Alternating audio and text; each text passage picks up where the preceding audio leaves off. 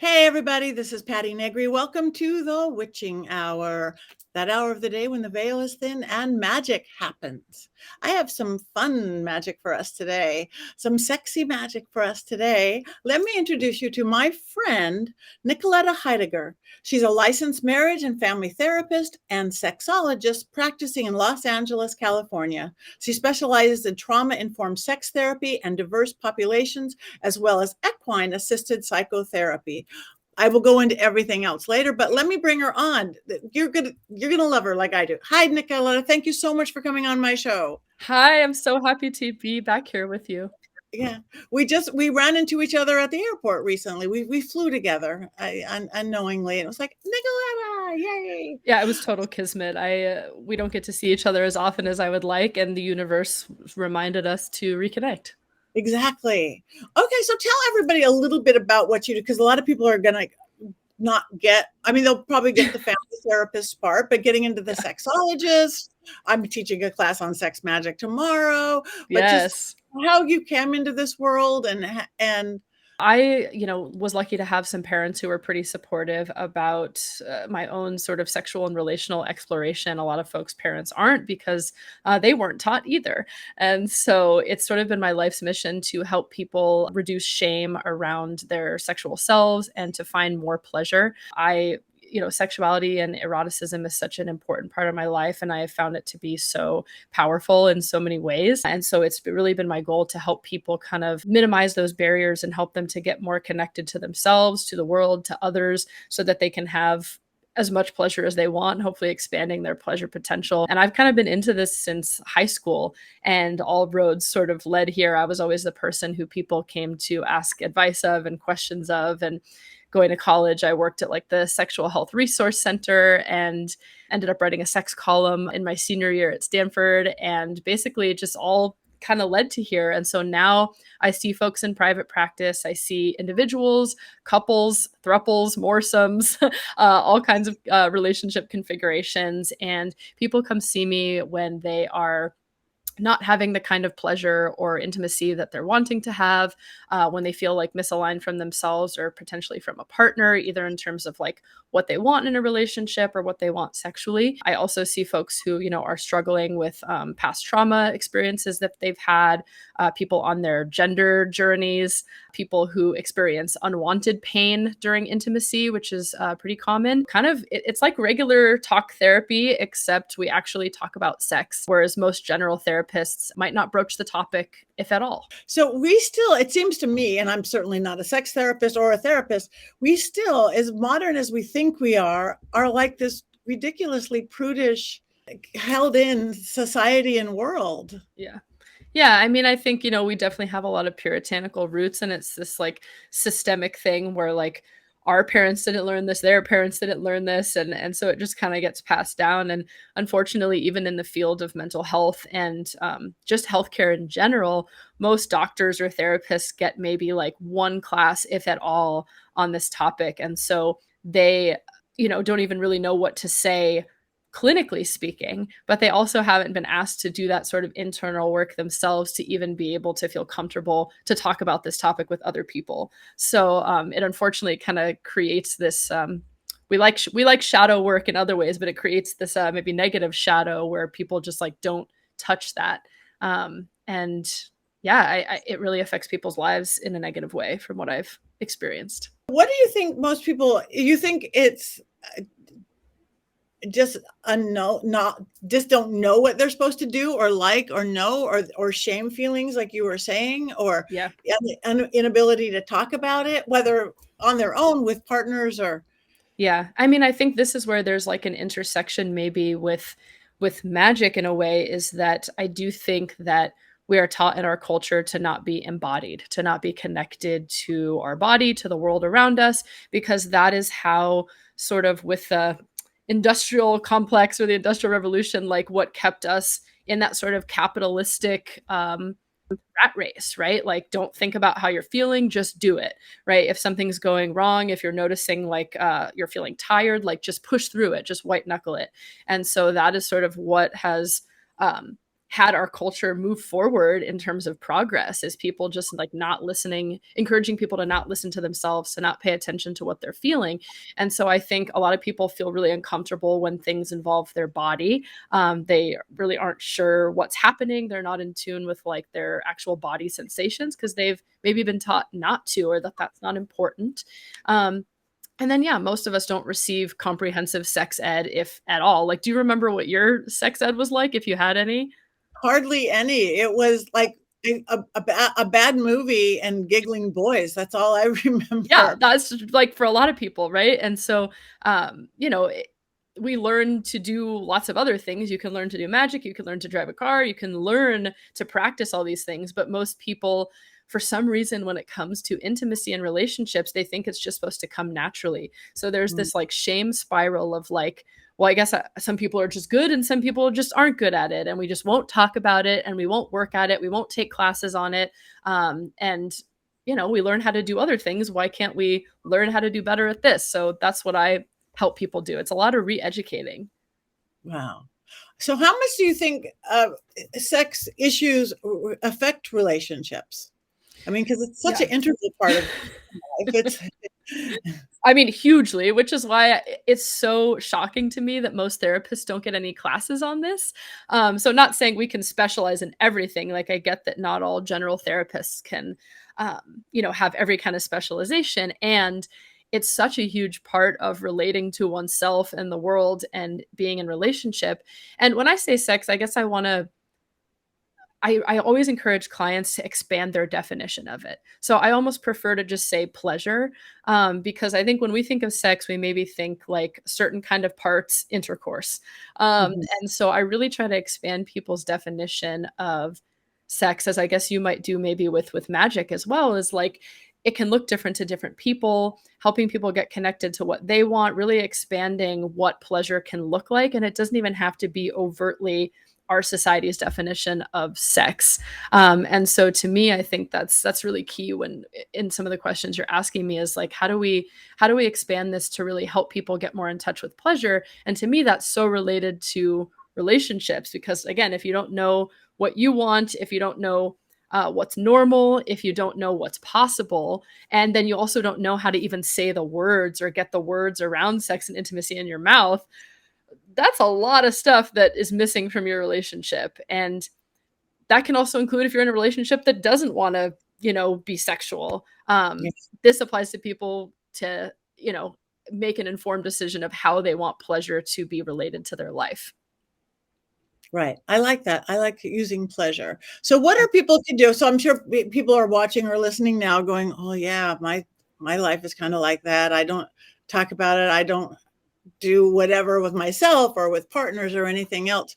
What would be some of your first suggestions for people to, if they're not ready to come, to see you or to see a professional, to Right. to start taking on their own pleasure?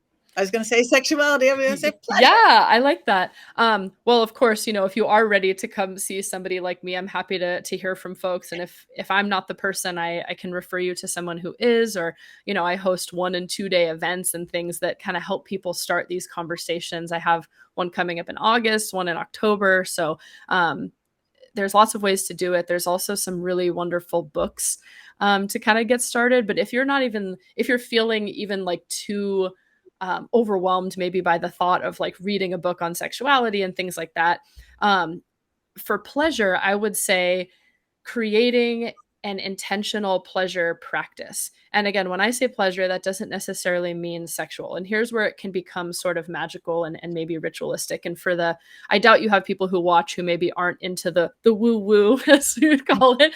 But if you stumbled upon this and you're like, I'm not into magic, I'm not into that stuff, there is a science behind this as well in terms of how our practices inform the way we feel about ourselves and our world. And so a pleasure practice for me can start as simply as in the morning before you check your phone, and I'm guilty of this, immediately reaching for my phone before you check your phone, before you answer your emails, before you text your friend Patty. You know, instead of doing any of that first, find something that you can do that is just for you just for the sake of doing it. So it doesn't have a goal other than pleasure. It's not for somebody, it's not for an outcome, but something that you just enjoy doing. There are some folks out there who are like, well, I don't know what I enjoy doing. So you may have to try on a couple things before, but this could be as simple as I'm going to put my favorite song on that I know I like and just like stretch and roll around in the bed for 30 seconds before I go do other stuff. Or maybe if you're like, I don't even have time for that, pick something that you're already doing and see if you can slow it down a little to see what it feels like in your body. So maybe something automatic that we do is like, hopefully you're brushing your teeth in the morning. If you're not, you may need some additional support in terms of self-worth and other things. But let's say brushing your teeth, maybe seeing if you can. I like to encourage people to act like aliens, and I'm a big Alien fan. So pretend that you're an alien brushing your teeth for the first time and like take your time looking at the brush, seeing what it feels like in your mouth, like slowing down something you already do and seeing if you can find a neutral to pleasant physical sensation in your body in a slowed down way. And that's it. This is the way to start in a hopefully what I would call a SMART goal way, which is something that's like specific, manageable, attainable, realistic, and like a short amount of time. So almost like so small that it feels silly. And once you start practicing this, you're going to build that muscle, to be able to experience more pleasure, but start really small. I love that. And so it's kind of an awareness thing because we go through life so zombie. It's an awareness of how you're feeling with brushing your teeth or whatever you're choosing to do. Exactly. It's an awareness. It's an awareness of some body sensations. It's an awareness of feelings. But it's also teaching your brain that you're carving out intentional time that is just for you. So it's teaching and kind of creating this neuroplasticity of you deserve to take up a little more space. You deserve to have a little more time. You deserve to focus on you in a really small starting way. That's beautiful. So, okay, so I'm doing this now. I'm being aware. I brush my teeth. I do all sorts of things. I dance around. And then you just choose to take it into your sexual life, sensual life, relationship life. That will help go. Yeah, absolutely. So I would say next step would be to expand that a little bit. So if you started with 30 seconds, make it a minute, make it 5 minutes, make it a whole hour.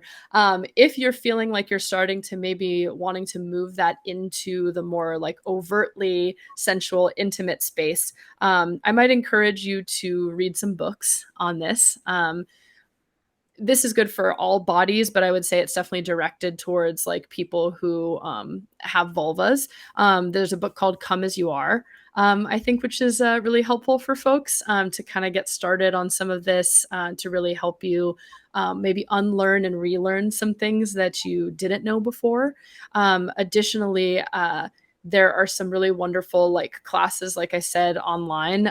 If you're feeling not ready to kind of like bring this into your relationship, or, there's no shame in finding somebody like me, go to a sex therapist, like find somebody to talk to, or listen to a podcast. There's a great amount of podcasts on this to just practice getting this. And I host one too. It's called Sluts and Scholars. But there's so many wonderful ones out there so that hopefully you can start to get comfortable having some of these topics and words in your space. That's beautiful. How much do you think people's, again, pleasure, sensual is just well, it would start out about their own. My head's going crazy. So I have their own body image issues. Oh, yeah. I mean, that's huge. I think there's how do I say this? There's a concept known as positive affect tolerance. Have you heard this before? No, tell us. So, I think we can a little more easily say that we have maybe limits on negative feelings. Some people maybe don't if they're like really struggling to be present in their body. But like, for example, I think it's easier to know maybe that when we have a trigger to something, like something negative, we can often like look at the negative stuff or the shadow stuff maybe a little more easily. Positive affect tolerance is kind of on the other side of things. So this means that in addition to having a tolerance to things that are uncomfortable, that we might put into like a negative category, that we also have a tolerance for pleasure and things that are neutral and positive. And so what this means, or what this can look like if someone has a low positive affect tolerance, is they struggle to receive compliments, they struggle to receive pleasure, they struggle to receive help, they struggle to just receive in general without feeling like they have to do something back. But the good thing about a tolerance is that you can grow and expand it. So if you're like, oh crap, I have a low tolerance, it's okay. We can, work to expand it with one of the practices I was, sharing with Patti before. And the reason for this, the reason some people have that is low self-esteem, right? They don't feel like they deserve to receive. They don't feel like they are worth receiving. It can also come from a place of trauma, meaning like maybe they grew up in a situation where when they did receive, then somebody held it against them, or they were punished for it. So it wasn't safe to just receive.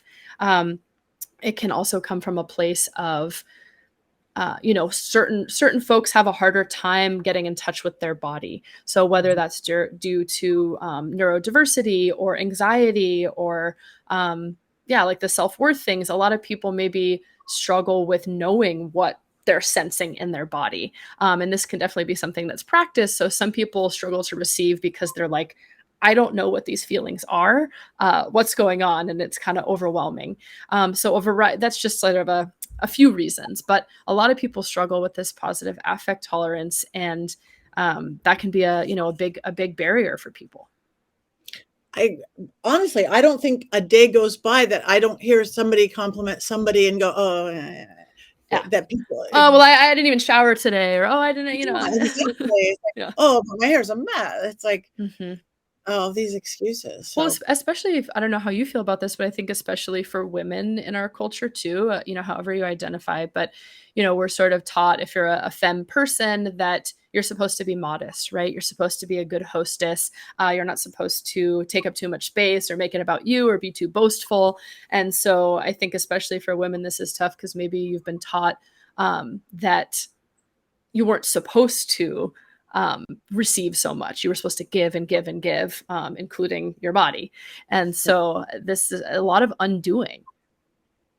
that's fascinating. So do we think that's just our culture or our upbringing or just the American way of watching bad movies with boys giggling to get us here? That's a huge part of it, I think, and just like systemic intergenerational trauma, I would say. So what kind of stuff do you do at your workshops? Oh yeah, thanks for asking. So I actually have one coming up on August 19th called Play Date.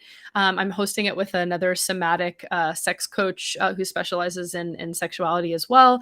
And this is like a good event for folks who are struggling to connect with like play and pleasure, people who are maybe feeling really burnt out. And it's kind of almost, I want to say, like a retreat for your inner child and helping you connect with that in a way that will hopefully help your relationships, including business, sexuality, connecting with others. So it's basically helping people kind of come back to themselves and learn to play again, under the sort of guise that we know that play helps our brains grow.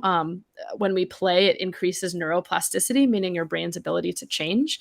And pleasure is kind of in that same vein. And so folks a lot of times think that they have to like wait until they're healed, quote unquote, to be able to play, or that play is a privilege, not maybe a human right, that pleasure is like medicine and a human right. So it's kind of helping people see that play and pleasure is medicine.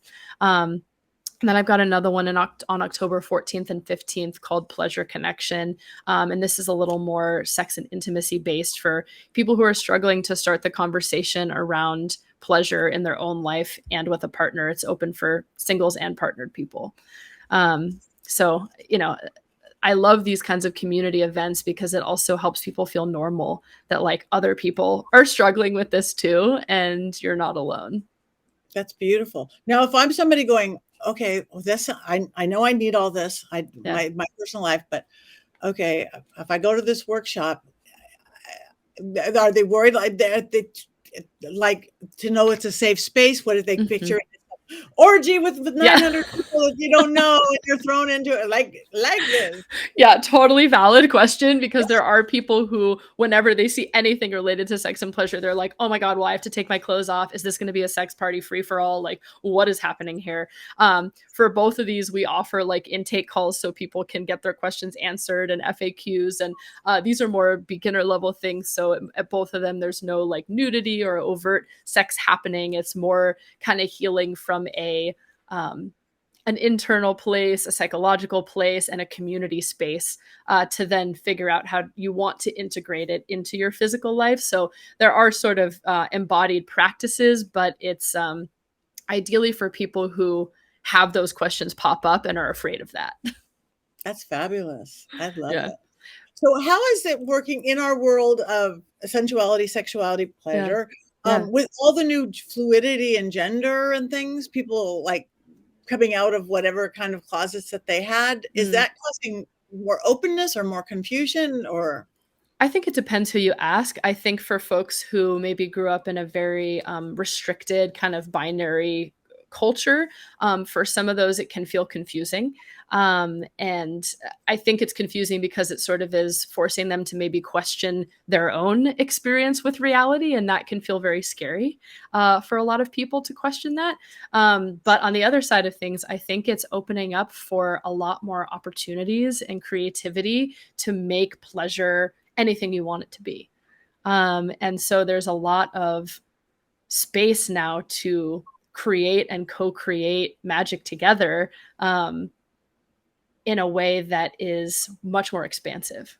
I was just gonna go, so do we think it's religion that messed everybody up originally? I mean, not just that. And I don't want to, if you're listening, and, you know, I'm sure if you're listening, you're a spiritual person, and maybe you also would identify as a religious person. I see a lot of clients who are religious and want to maintain, you know, parts of their sort of moral code within the religiosity. And so I don't think it's everything. In fact, I have a colleague who is a sexologist who works within her church setting. So I think, you know, there's a lot of reasons. But I do think, you know, upbringing within that restrictive place can definitely, I've seen it cause a lot of shame for people. And just kind of back to I don't know if you've talked about this on the show before, but if you are a, you know, a magic practitioner, or want to get into practicing this, you know, there are ways to practice this in a magical way. So I know you mentioned sex magic. Is that So something you've cool. talked about? No, we haven't, so talk. So again, I'm guessing if you're listening to this, you are down for magic, but I have a lot of clients who are not.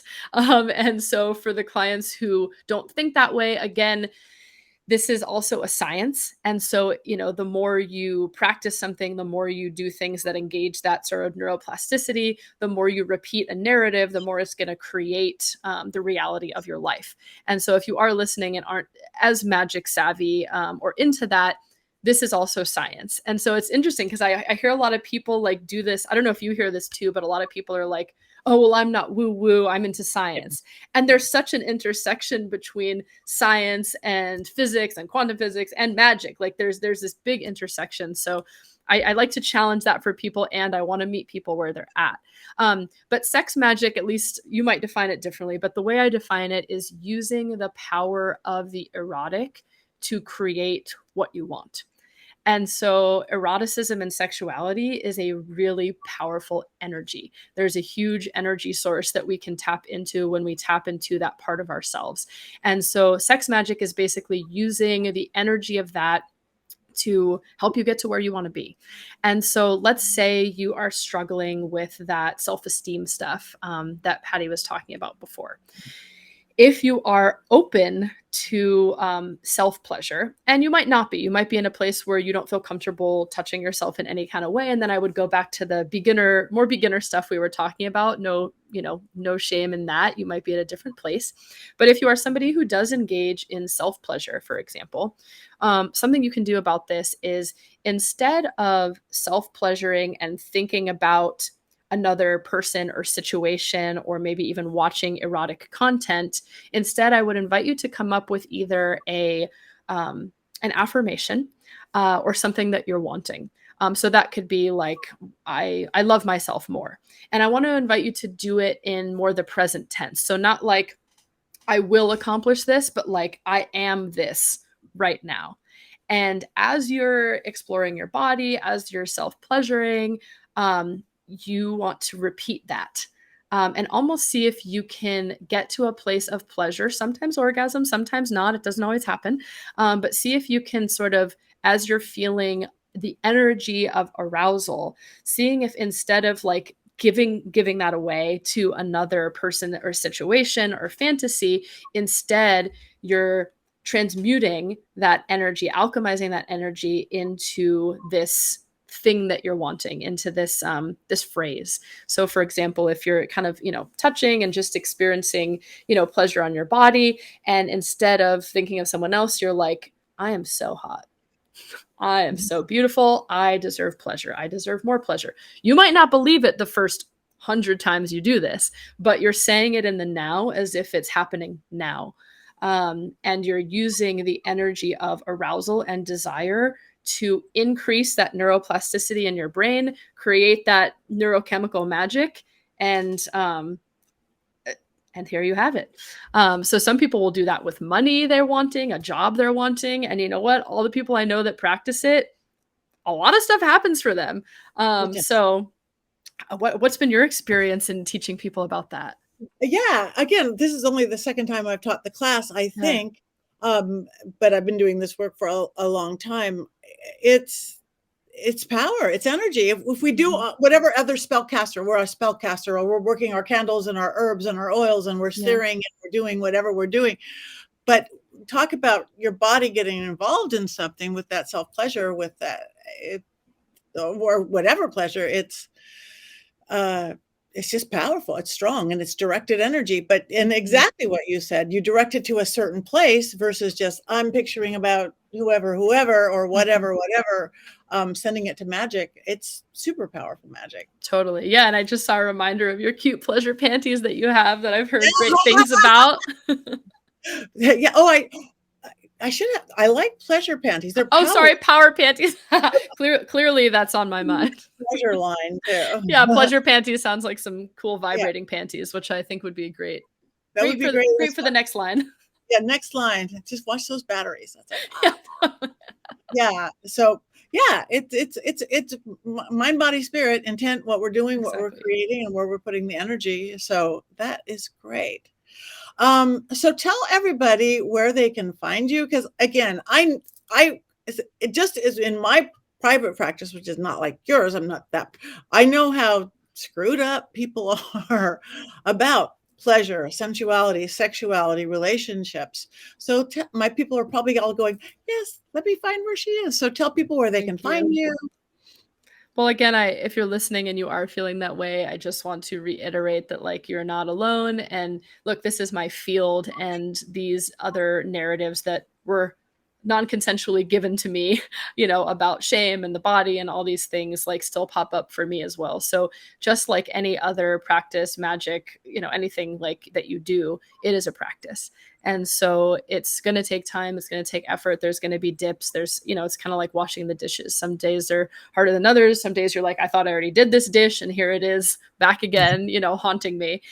So remember, you're not alone. It is a practice. If you felt like you were ready to maybe listen to some content about this and learn a little more, you can find me on Instagram at Sluts and Scholars, or at the Sluts and Scholars podcast at slutsandscholars.com, or at the link below in the video. You can also find me in terms of my practice and the events I'm hosting on Instagram at Therapy with Nicoletta, or at Nicoletta V as in victory, Nicoletta V pattiheidegger.com, which it looks like is also below. You've got a great producer. I do have a great producer. I know. He's right on it. Totally. I'm impressed. Okay. Well, I think we have another minute. So you also do equine therapy as well, right? Yes, which is so magical. Talk a little bit about that before we go, because yeah. So just in case you're wondering, whenever I tell people I do sex therapy and equine therapy, which is therapy with horses, they're like, "What do you mean?" So just to know, nothing kinky. It basically is working with horses as a way to enhance your healing. So it's an experiential type of therapy where the relationship with the horse is utilized to help people practice in real time how they want to be in this life.